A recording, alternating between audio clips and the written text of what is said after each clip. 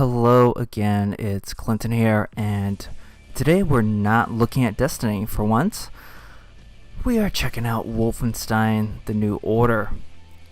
And what better way, or what better time to do this than now, since PSN has been down, haven't been able to log on to do any Destiny for the last couple days. I mean, it's been Christmas Eve and Christmas Day, so really wouldn't have any reason to go on personally, but it's been a little bit inconveniencing as today I'm recording on a Friday, it's Zur Day, and I have been able to check out his stuff and get my Hawkmoon upgraded and whatnot.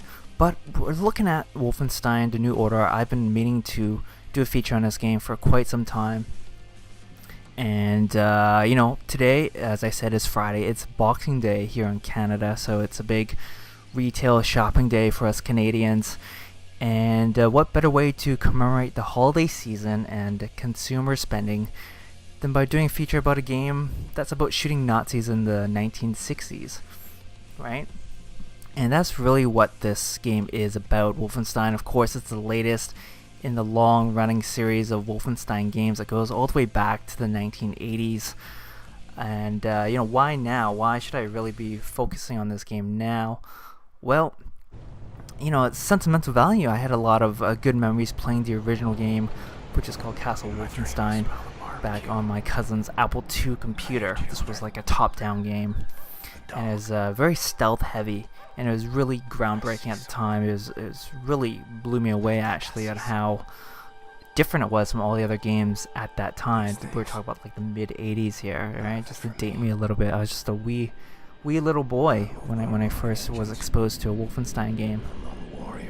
Fast forward all these years, and of course it's gone through the iterations of being one of the first-person shooters with Wolfenstein 3D, and various iterations since then, and now we come to this reboot that's made by I almost said Starbreeze. It's made by MachineGames, which is made up of basically a lot of the core members of Starbreeze Studios.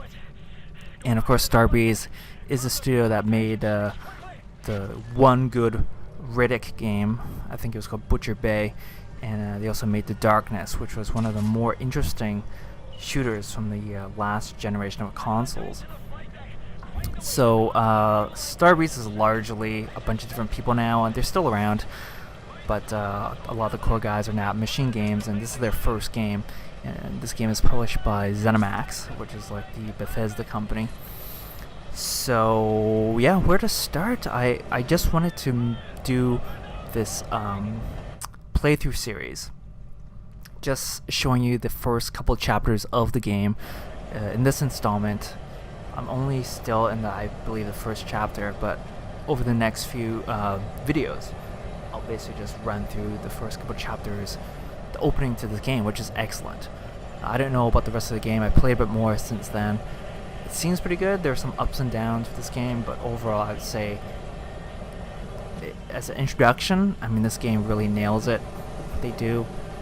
As I was yapping away, you saw the opening cutscene, which was really well done. I wish I had turned on the subtitles for you guys, but I'm sure you guys on YouTube, you can look up the introductory cutscene and just check it out. It's one thing I will say about these guys: they really know how to do their cinematography, and that's their general staging in their cutscenes is just really, really well done. They put a lot of other studios, much bigger studios, like BioWare, and I've been playing Destiny a lot. It makes Destiny's cutscenes look like puppet shows, right? The way they do their cutscenes here. So yeah, right now we just start off like in the cutscene. He's just the main character, BJ Blazkowicz, who is the main character of some of the previous Wolfenstein games. I best remember him from as the main character of the original Wolfenstein 3D, back in the early 90s. That was made by id Software.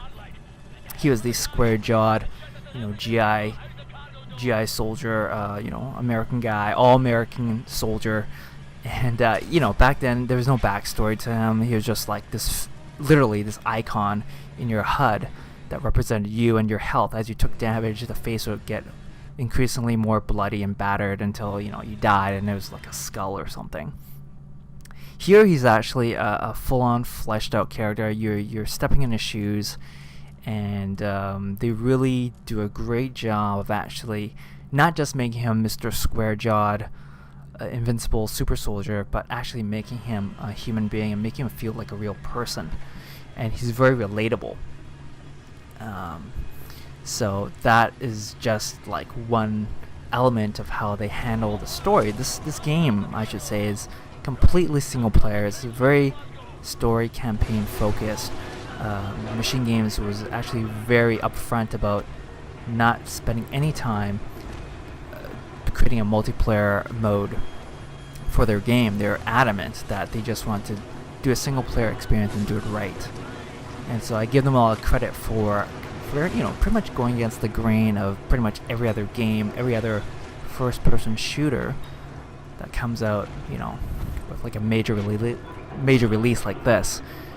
Everyone feels the pressure to put in multiplayer and to have that extra value add to appease shareholders, appease publishers, customers, everyone, right? It's like an expectation now that you not only have a fleshed out single player story that's going to give you at least 6-7 hours of entertainment, you also have your suite of multiplayer modes. And they just said, no, we're going full out with single player. This campaign is supposed to be like 15 hours long, which is unheard of nowadays, right? When you talk about like a linear first-person experience. So anyway, I keep interrupting myself, going on tangent. We saw the opening cutscene. BJ Blazkowicz, the main character who you control, just having a daydream while just riding in this warplane with his buddy Fergus. And of course, it's kind of like the tail end of the Second World War. And in this kind of alternate reimagining of history, the Allies are not doing so well. Germany has got the United States on the ropes, and they're just struggling to stay in the fight, to stay in the war, to turn the tide, and trying to beat back the Axis in this war. And so he wakes up from his daydream, and then something's going up with the plane. As you saw, I kind of fumbled around trying to put out the fire, which I finally did, and then now we're in the obligatory gun turret sequence that, for all the cool things this game does, they did kind of fall into this cliche of like, yeah, let's stick the player in a cockpit and just have them shoot things. And that sequence is like, I don't know if you can even fail that sequence. It was like pretty easy. So yeah, really, this video is just gonna be me showing off my gameplay at the start of this game, and hopefully I'll be able to kind of provide some interesting tidbits of information about this game and other Wolfenstein games as we go along. Yeah, I just been really looking forward to trying this out, and it was just really fortunate that I found this on sale on PSN, like back when they had their Black Friday sale. And this was also on sale at a lot of the big box retailers like Best Buy, what have you. So this being sort of like the holiday season still, you have your gift cards from Christmas. If you can find this game out at the stores and it's on discount, it's definitely, from what I played so far, I would say it's definitely worth giving a shot. Obviously, if you like first-person shooters, or if you played any of the older Wolfenstein games. Before this, I think the most recent one was the game simply called Wolfenstein, and it was published by Activision, and Raven Software made it. Raven, of course, made, what else did they do? They've done a bunch of stuff. Did they do Gun? No, I'm thinking about another studio, but Raven has just been in the first-person shooter biz for years now. They're probably almost as old as id Software in that regard, so they're really old hands at doing shooters and these kind of like action games. And that Wolfenstein, which came out, I think it was like 07 or 08, it kind of came and it kind of went. And I remember playing the demo on the Xbox 360, and it was okay. I was mildly impressed. I liked how they played up the occult aspects of the Nazi Germany, and how it's very supernatural and some of the things they incorporated with like their weapons and some of the powers you had. But yeah, at that time there was like a lot of stiff competition. Call of Duty was just hitting its peak, so any other shooter that was coming out, no one really paid attention to. And yeah, that Wolfenstein game by Raven just kind of fell to the wayside. And you see me here failing what should be like a pretty simple like canned sequence. I just have to jump over onto that wing. But I guess I didn't sprint enough, or I jumped too early. But yeah, I was a little bit surprised at how many times. There we go again. I didn't jump far enough. There's more than a few of these sequences in the game I found so far. They really try and mix up the action, to their credit.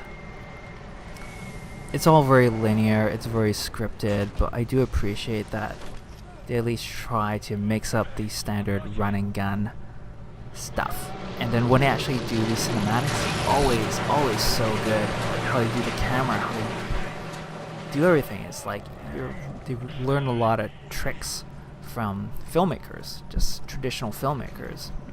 It's very clear to me that someone on the team at MachineGames knows film. Either that, or they've contracted out to people who really know how to do cinematics, and these people help them out on their game, because every time a cutscene pops up in this game, I pay attention 100%, and that says a lot, seeing as my eyes tend to glaze over whenever I see cutscenes now. And I'm like a big story guy with video games. I've always been, and it's hard for me to sort of stay captivated because there's so many cliches now. There's so much bad dialogue, so much hackneyed plot twists, so many cliches. Everything's kind of been done, so people don't reinvent the wheel, which is fine, but then they don't put in the extra effort to actually imbue their work with some craft and some emotion. I mean, all this stuff has been done before in other mediums, so I don't see why that you can't just take that stuff and plop it into video games. I know it's not a one-to-one translation, and it's very unfair and naive to even expect that to happen, but there's so much knowledge, just a well of experience and techniques and knowledge that we can just get from other mediums such as literature and filmmaking can apply to video games. Video games, of course, such a young medium still, but it's really awesome to see this. To see MachineGames, which is like not a very big studio. I think maybe 50 to 60 people maybe worked on this game. And when you compare it to these monsters like Destiny, where you have like hundreds of people on this and with like close to a $500 million budget, when you have this smaller game come out, I kind of think a game like Wolfenstein: The New Order is more of like a low-end AAA game, because there really wasn't a whole lot of marketing for this thing when it was just about to come out, and even after it came out. If you can, and I'll link to it in the description below, check out the trailers that they released for this game, because they're just brilliant. Because this is like an alternate history.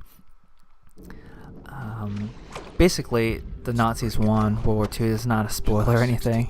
The Nazis won, and your hero here, Barry Blazkowicz, at some point later in the game, he's gonna go into a coma, and he's gonna wake up 15 years later in 1960, and he's gonna find the world has been completely taken over by Nazis. The Nazis run the world now. So that is the main hook, the main premise in this game, right? And I'm being pursued by a gigantic robot dog. These guys figure very prominently in a lot of these sort of like scripted moments. So already, obviously this is not based on any sort of historical fact. It's 1945, and the Nazis are already rolling out the cybernetic war machines. But yeah, the basic premise is you're fighting the Nazis in 1960. This is just a prologue, so you're still at the tail end of the Second World War, but then you wake up later, Nazis rule the world in 1960. So these trailers in advance of the game releasing were just really clever takes on like well, what the era would be like, or if it were run by Nazi Germany. And so they had these neat little twists on, like, you know, oh yeah, they have like the Germany equivalent of the Beatles with their like top charting singles that sound just like a Beatles song, except, you know, sung in German. Go check out these trailers. They're really smart, and yeah, I don't recall ever seeing them aired on TV or anything. So it was like, marketing for this game was pretty light, I would say, and that's a shame, because this game, you would think, would appeal to a pretty wide audience, but it still feels a little like small, like feels like a niche game, which is strange when you think about it, since Wolfenstein has been around for so long, and many gamers like myself have grown up with the franchise in one way or another, right? So I've been babbling along. You've probably been following the action. I'm really bad at just doing like this kind of play-by-play commentary, and I'm not one for like cracking random jokes too when I'm doing these things. I just kind of comment on something if I see it, but the game, you know, right now is pretty heavy on just follow the path. I will say that the game does open up a lot more later. Wolfenstein, The New Order, very much sandwiched in between old school shooter design and more modern design. And when I say modern, I'm talking about things like all the modern warfares, all the Call of Duties, where it's like super linear, super scripted to the point of like ridiculousness. And MachineGames, you could tell they're trying to straddle that line in between old and a new. And when I talk about old school, I'm talking about like level layouts that are sometimes a little confusing. You have to search around for keys or like the right switch to flip in order to open a door, in order to advance the next section. There's a little bit of exploration. So in a way, it's still linear. And when you scope out and look at the whole game, you know, the player progresses through it, but in sort of like a moment by moment, level by level design, the levels in an old school shooter are a bit more free. You could kind of wander around and discover things for yourself, and there's a fair bit of that here in Wolfenstein. Yet there's also this stuff here that we're seeing where it's like very lead you by the nose. We're trying to teach you stuff. You know, there's a lot of tutorializing that's going on as I'm playing, you may have noticed, and it's just also kind of drip feeding all these little mechanics. So we're back to another turret sequence, and you got turret sequences. You got, actually haven't really done any you know, gun in your hand shooting guys yet, and we're coming to that actually pretty soon. But we've actually played close to 20 minutes of the game, and we haven't yet, you know, been on foot holding a gun shooting people in the face, which is actually really surprising too, and how they pace out their game like this. We're actually getting pretty close to the end of this segment of the walkthrough, and I've given you a huge amount of backstory on like my experience with Wolfenstein, not just this game but the other games, and just like who made this game and whatnot. Hope you stick around and join me for the next installment, where I'll, you know, probably fast forward a bit. Actually, no, I'll still be playing through this level that you're seeing here. We're going through the trenches, and I'll probably share with you some more information about how the game's designed, how it feels, how the shooting feels, all that sort of stuff. So, thanks so much for watching. Hope you guys had a great Christmas, and for fellow Canadians, I hope you've got what you wanted at your big Boxing Day blowout sales. And yeah, I'll see you all next time. Ciao.